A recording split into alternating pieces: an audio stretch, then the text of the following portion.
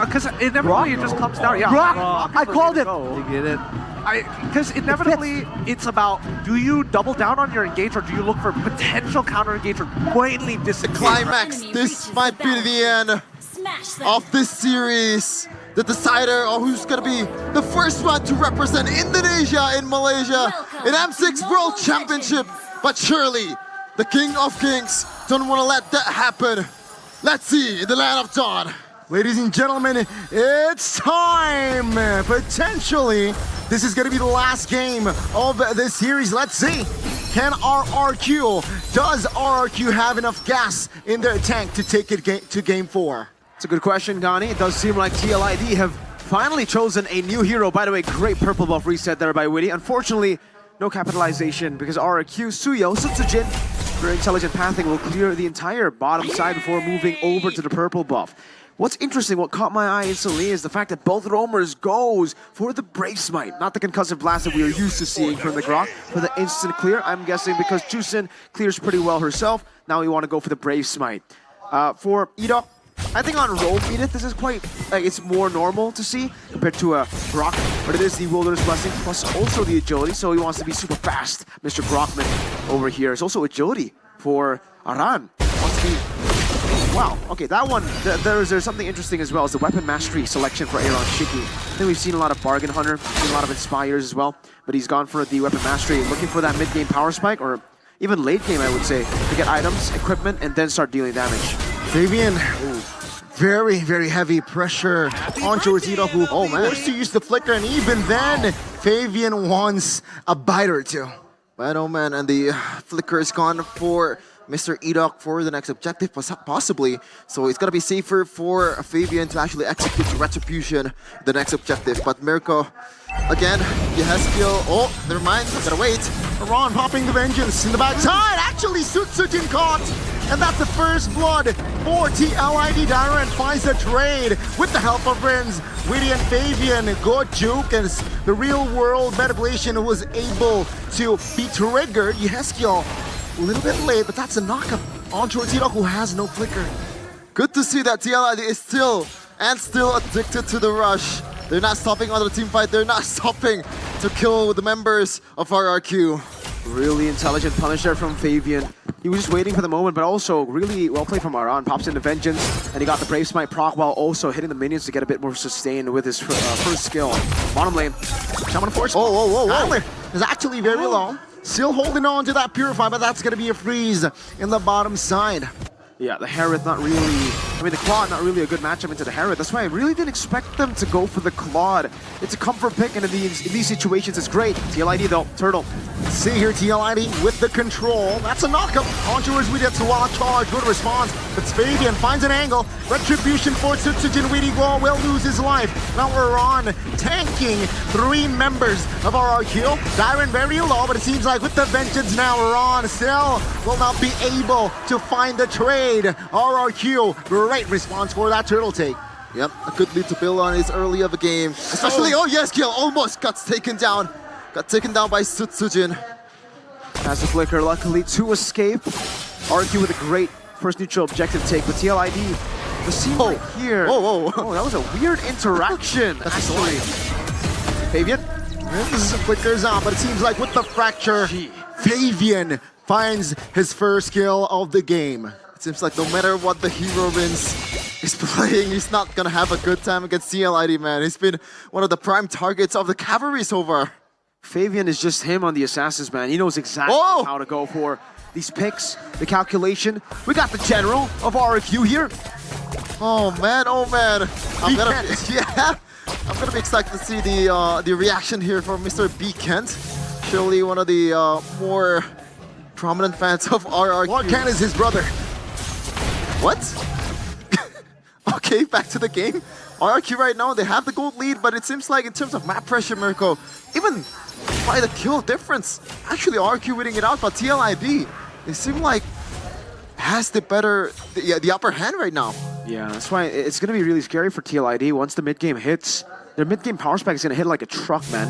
If they go for the skirmishes in the mid-game, once Aaron Shiki has gotten 2 items even, the weapon mastery will really start to impact the game. That's a knockup. That's a wild charge committed as well. Now it's going to be the real world manipulation. Now looking for trade. Yeskiel will be the first one to fall for TLID, and that will be a disengage. Fabian, though, very cheeky attempt there. But Skylar, quick reactions. I'll take that any day of the week, man. It's over for a mid laner on towards Yeskiel. It's also the first death for this guy as well. It was an improved player, but Skylar Blazing the wedge! No! It will not be enough to save his life. TLID finds the structure. Oh, that's a good dodge. But the primal wrath! Oh, doesn't land! TLID Flavor Fave brings flavor in that juke. get him to Alcatraz, because that was an absolute crime of the highest level from Flavor Fave, the MVP of the regular season. What? It's a penalty zone. Alongside Tsutsuji Ron pops the Vengeance. Infernal Pursuit will not.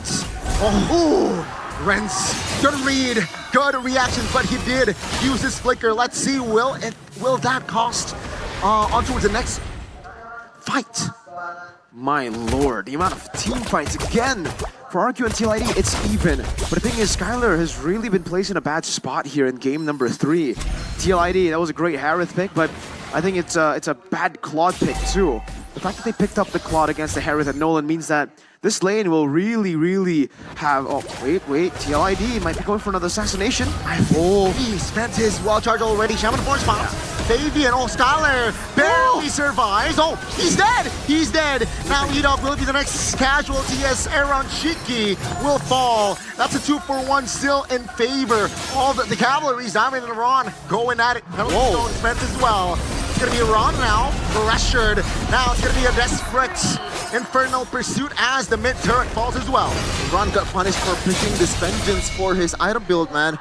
If he could have picked a flicker, then the penalty zone wouldn't be as much of a threat as it is. Yeah, and to finish my point on Skylar, again, the Claude, it's a weak side matchup. It's a bad matchup against the Harith. The Harith bullies him so much, so it only adds to the kill pressure that Fabian can add into that gold lane. And you can see it here, Skylar is so far behind. It's already a 900 gap in gold between the gold laners at the 7-minute mark. And again, remember also for Aaron Shiki, he did not go for Bargain Hunter. So the fact that he got Starlight Scythe and Feather of Heaven at this timing is really great. Tyron.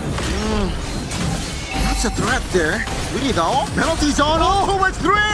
That's the wombo combo. Darwin will be the first one to fall, but with the blazing duet, it will help Aaron Shiki fall. Sutsujin claims the double as Yeheskiel is finally finding the trade.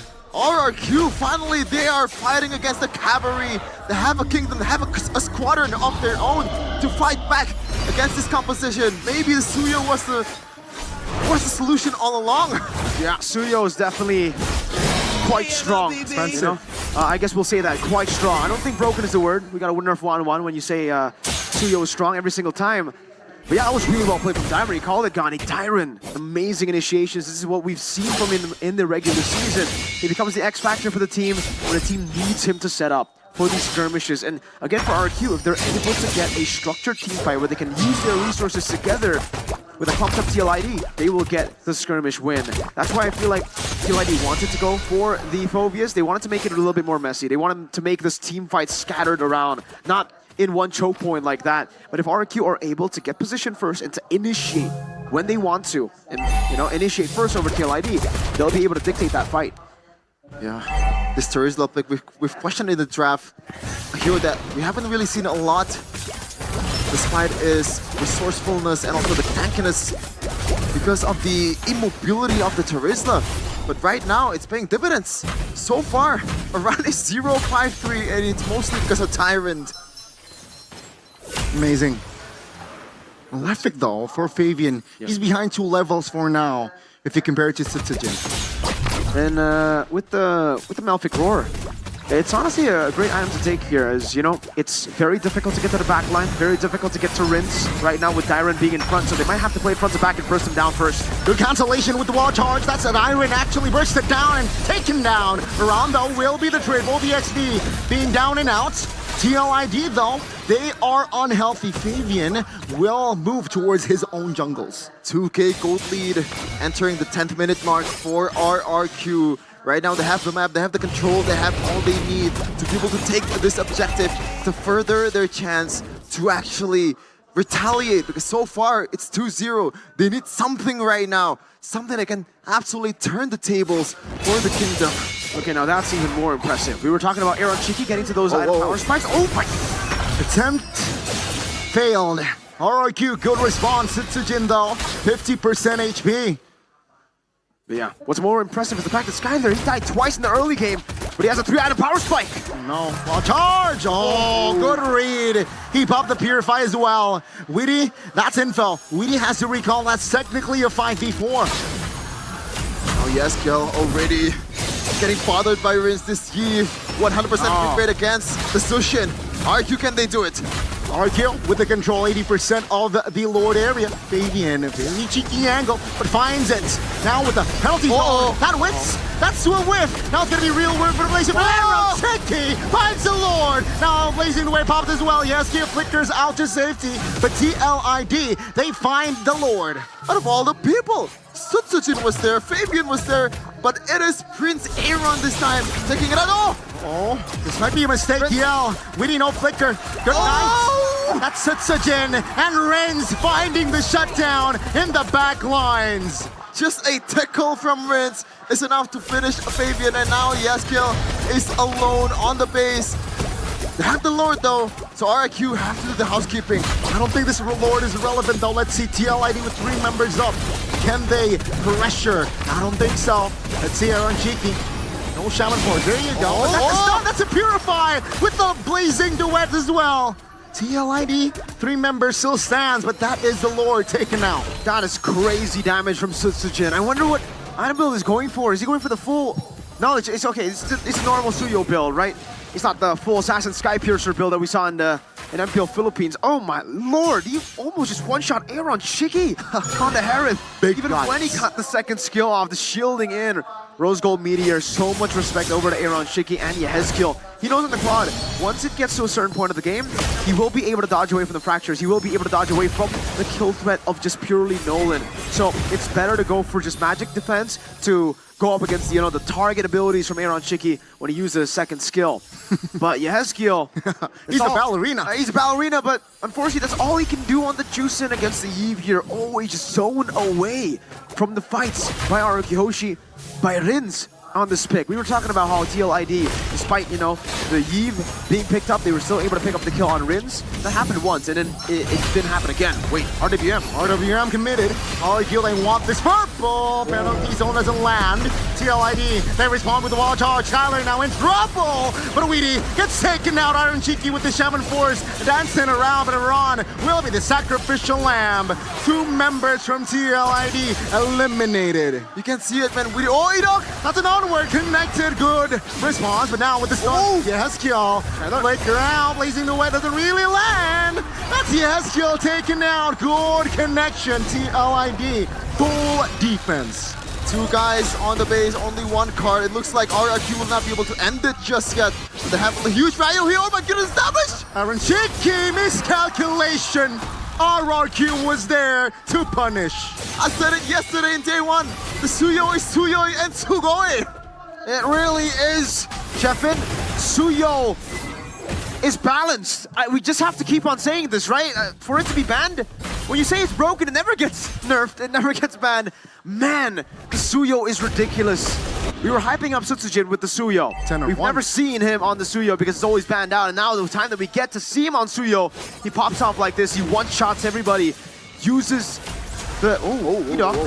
Not missing. By the way, TLID, this is also the first time that Grok has been picked for TLID, right? So we can definitely see that Witty isn't really comfortable on this pick. Not as comfortable as the other picks, the Cho, the Hylos, and the Phobius for Aran. Every time he jumps in on the Phobius, it's kind of like an alpha. You jump in, you win, or you die.